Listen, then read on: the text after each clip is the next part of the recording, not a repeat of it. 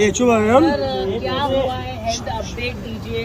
क्या हुआ है राखी जी को? क्या राखी जी के हेल्थ सुधर रही है? क्या हुआ? देखिए, राखी जी की हेल्थ मीन्स ऑपरेशन तो सक्सेसफुल रहा, लेकिन काफ़ी उनके हेल्थ में उतार चढ़ाव है। शुगर और बीपी ये सब नॉर्मल नहीं हो पा रहे हैं, ये काफ़ी प्रॉब्लम आ रही हैं। काफ़ी वो टेंशन भी लेके रखी हैं, बार बार बहुत सारी चीज़ों के वो परेशानियां, मैं जैसे बताया हूँ कि बहुत सारी परेशानियां उनको एक साथ आ रही थी और उनको कहीं ना कहीं वो दिमाग में बैठा हुआ है, जिससे रिकवर करने में डॉक्टर लगे हुए हैं। हालांकि डॉक्टर ने इनिशियल में उनको फ्यू मंथ्स का bed rest, complete bed rest बोला है अगर, और उनकी हालत में बोला है कि कंटिन्यूअस 15 डेज तक तो उनको ऑब्जर्वेशन में रहना पड़ेगा। क्या जो ऑपरेशन से जो निकाला गया ट्यूमर, क्या उसकी जांच करने के लिए दिया गया है? क्या किस तरह का जांच में क्या आने वाला, डॉक्टर को क्या लग रहा है? क्या ये कैंसर हो सकता है?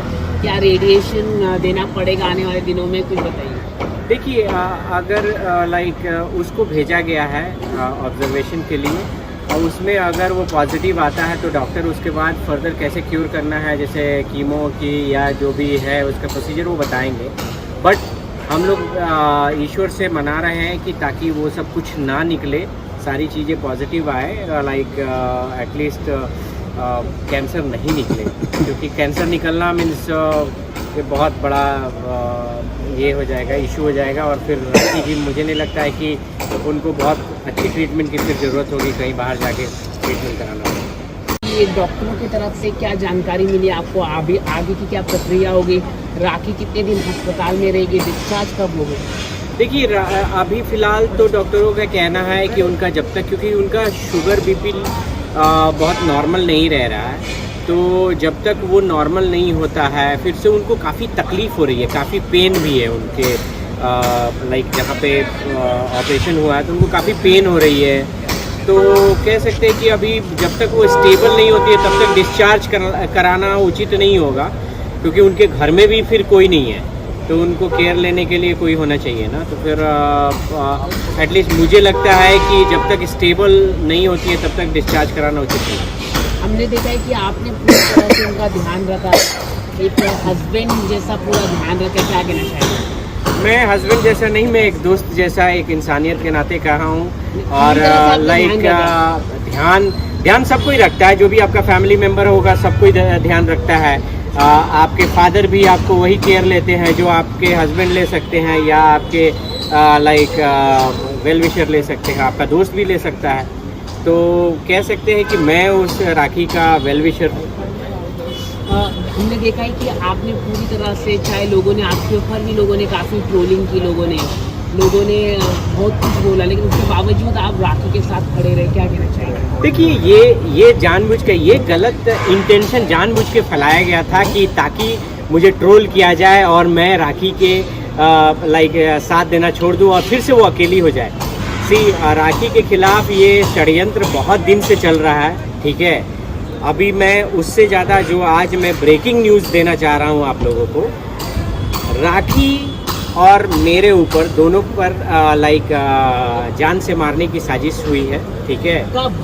अभी इसके बहुत जल्दी आप लोगों को प्रॉपर न्यूज़ हम लोग देंगे, प्रॉपर डिटेल के साथ, क्योंकि अभी पुलिस उसमें इन्वॉल्व हो रही है और उसके बाद इन्वेस्टिगेट करा के, बहुत बड़ी साजिश हुई थी जिसमें राखी और मेरे जान को खतरा था। बट उन लोगों को मैं बोलूँगा कि भाई, पहले मुझ पे कुछ भी करने से पहले सोच लो, क्योंकि मैं गांधी जी वाला नहीं हूँ कि एक गाल पर मारोगे दूसरा गाल बढ़ा दूंगा, वैसा हूँ नहीं। तुम्हारे पूरे ख़ानदान को मैं कहाँ कहाँ क्या करूँगा वो तुम सोच भी नहीं सकते। और ओपन कैमरा में बोल रहा हूँ, किसी को बाप से नहीं डरता हूँ। मेरा और राखी का एक रोआ भी अगर खरोंच भी आ गई ना, तो तुम और तुम्हारे पूरे झुंड का मैं वो हाल करूँगा कि पूरे अभी तक के इतिहास में नहीं हुआ होगा। ये ओपन चैलेंज है। आप ये है कि आपके ऊपर और राखी के ऊपर हमला करने की कोशिश की गई, कौन करने की? आपके कौन है दुश्मन मुंबई में?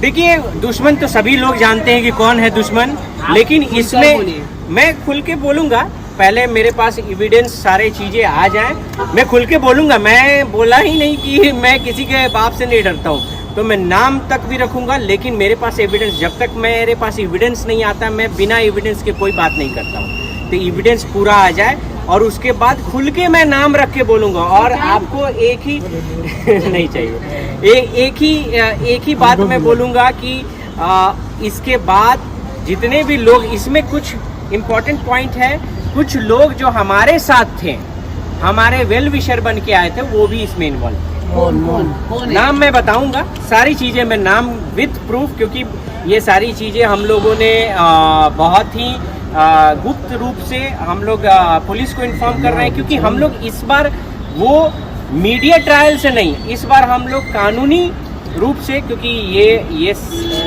राखी की सुरक्षा का मामला है। राखी को इस हद तक लोग परेशान कर रहे हैं कि उसको जान से मारने की भी सोच रहे हैं, तो ये गलत है। क्या अस्पताल में उनका जानलेवा हमला हुआ? नहीं, ये सारी चीजें मैं अभी इस पर मैं कुछ भी नहीं बोलूंगा। मैं बोला नहीं कि उनको और मुझे दोनों को ये टारगेट किया गया था, एक साजिश रची गई थी जिसका पर्दाफाश हम लोगों ने किया है। और इसमें जो भी लोग हैं, इसके वैलिड एविडेंस हमारे पास है। जो भी लोग इसमें इन्वॉल्व है, हम लोग उसको कानून से सख्त सजा दिलवाएंगे।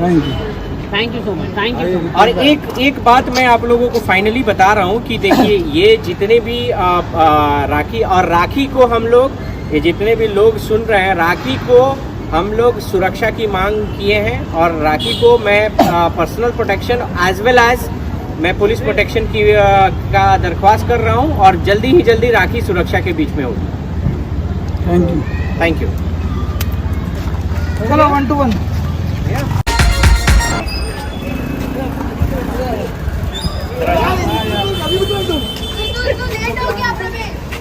हम लोग गाड़ी देखे तुम यार। एक मिनट,